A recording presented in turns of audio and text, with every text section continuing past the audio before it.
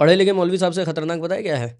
पढ़े लिखे चालाक मौलवी साहब। और मौलवी साहब इतने चालाक थे, उन्होंने जावेद साहब को कन्विंस कर लिया कि भैया हम इन शर्तों पे डिबेट करेंगे और ये शर्तें रहेंगी, क्योंकि गॉड को ना साइंस से नहीं प्रूव किया जा सकता, एविडेंस से नहीं प्रूव किया जा सकता, तो हम लॉजिकली उस पर केवल आएंगे। खैर ये सारी शर्तें भले ही बेवकूफ़ाना थी, इन पे मैं डील करना नहीं चाह रहा। तीसरी शर्त जो इस डिबेट की उन्होंने रखी थी वो ये थी कि सफरिंग का कोई आर्गूमेंट हम नहीं लेके आएंगे, क्योंकि ये इमोशनल आर्गूमेंट होते हैं।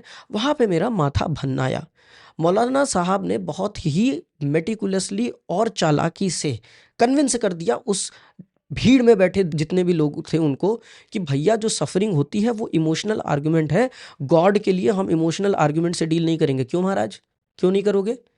पहली बात तो ये कि ये इमोशनल आर्गुमेंट नहीं है, ये परफेक्टली लॉजिकल और फिलोसॉफिकल प्रॉब्लम है जो कि आज से नहीं 500-700 साल से एग्जिस्ट कर रही है। आपके जूडो क्रिश्चियन और इब्राहिमिक नोशन ऑफ गॉड पे सबसे बड़ा इशू है ये, पाँव का कांटा है आपके लिए ये, और ये आप रिजॉल्ट नहीं कर पाए। आप इसे रिजॉल्व केवल अपने माथे में कर पाए हैं, और जो लोग कुरान में मानते हैं, हदीसों में मानते हैं, आपके स्ट्रक्चर में मानते हैं, उनके दिमाग में कर पाए हैं। Genuinely logically problem of evil आज तक सॉल्व नहीं हुई है, it's still a problem. That being said, let me tell you कहाँ पे ये इमोशनल हो जाती है। इमोशनल प्रॉब्लम ऑफ ईवल तब होती है जब आप वहाँ पे आर्ग्यूमेंट के साथ एग्जाम्पल देते हैं। अगर जावेद साहब गजा का एग्जाम्पल ना देते तो क्या ये मौलवी साहब उनके सामने जो भी अजीब व गरीब टेस्ट वाली एनोलॉजी रखे हैं उसके अगेंस्ट आवाज उठती? नहीं। मौलवी साहब का तमाशा बन गया इंटरनेट पे, क्योंकि उन्होंने गजा की सीरियसनेस के साथ टेस्ट चल रहा है, एमसीक्यू हो रहा है वाली एनोलॉजी रख दी।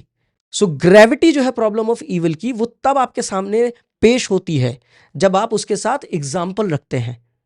लेकिन मौलवी साहब ने, पता है अगर आप डिबेट के लिए तैयार होके आए हैं तो आपको पता होता है कि भैया ये सीरियस प्रॉब्लम से इनके साथ हम डील नहीं कर सकते, सिस्टमैटिकली उसको हटा दिया डिबेट के स्कोप से, बहुत ही प्यार से उड़ा के फेंक दिया। प्रॉब्लम ऑफ ईवल है क्या, मैं ज़रा आपको ये बता देता हूँ। प्रॉब्लम ऑफ ईवल सिंपली ये कहता है कि अगर गॉड एग्जिस्ट करता है, और जो आपकी डेफिनेशन है वैसा गॉड एग्जिस्ट करता है, all good, all benevolent, perfect, wise, जितनी भी गुड क्वालिटी है, गुडनेस है, सब गॉड में है, तो भैया सफरिंग दुनिया में क्यों एग्जिस्ट कर रही है? इसका जवाब नहीं है, लिटरली नहीं है। इसके जवाब को देने के लिए ये डेफिनेशन के थ्रू कुछ नहीं कर सकते, इन्हें नए एलिमेंट उसमें ठूसने पड़ते हैं। मौलवी साहब ने कल कहा था ना कि गॉड ऑल वाइज भी है। हाँ भाई, हमें पता है गॉड ऑल वाइज है।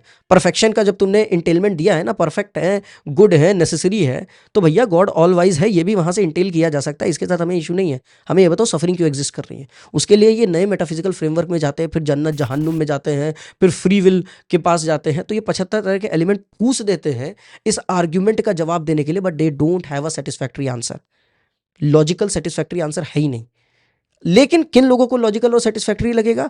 जो इस नोशन ऑफ गॉड में, इब्राहिमिक नोशन ऑफ गॉड में मानते हैं। अगर आप कुरान में मानते तो आपको लगेगा मौलवी साहब ने बहुत अच्छा जवाब दे दिया। अगर आप बाइबल में मानते हैं, ओहो ये तो सिंपल सी प्रॉब्लम है, प्रॉब्लम ऑफ ईवल तो कोई प्रॉब्लम नहीं है। पर भाई इतनी सीरियस प्रॉब्लम है कि एक पूरी की पूरी स्ट्रीम एग्जिस्ट कर रही है जहाँ पे केवल प्रॉब्लम ऑफ ईवल के साथ डील किया जा रहा है, जैसा कि मैंने पहले बताया। अब सफरिंग के बारे में बात कर लेते हैं। सफरिंग दो तरह की होती है, पहली है पर्सनल सफरिंग, दूसरी है इम्पर्सनल सफरिंग। पर्सनल सफरिंग ये है कि भैया लेट से मैंने कोई गलती की अपनी फ्री विल की वजह से, उसकी वजह से मैं सफ़र कर रहा हूँ, ये होगी मेरी पर्सनल सफरिंग। इम्पर्सनल सफरिंग का तुम जवाब कैसे दोगे?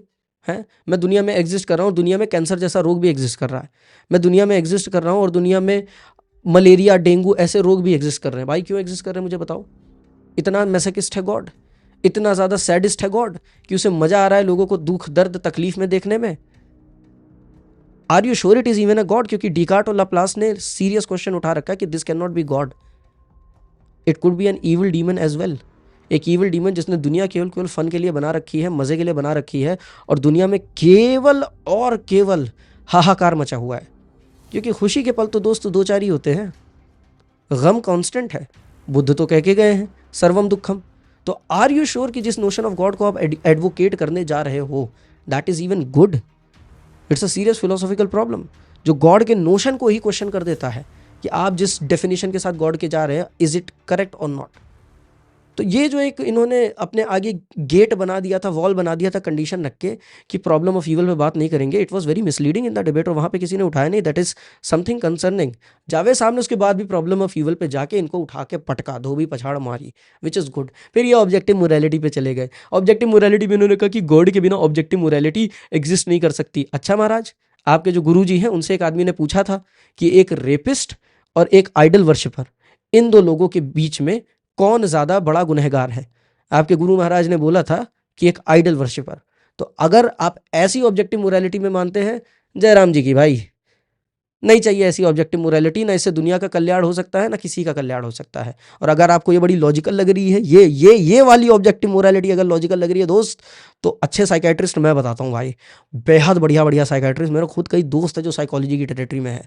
आप कंसल्ट कर लो, बात करके देख लो, आपको थेरेपी की ज़रूरत है, उससे हो सकता है चीज़ें ठीक हो जाए, उससे हो सकता है लॉजिकली आप आगे बढ़ जाएं। तो दोस्तों आज के लिए बस इतना ही। कुटाई जारी रहेगी, कटाई जारी रहेगी।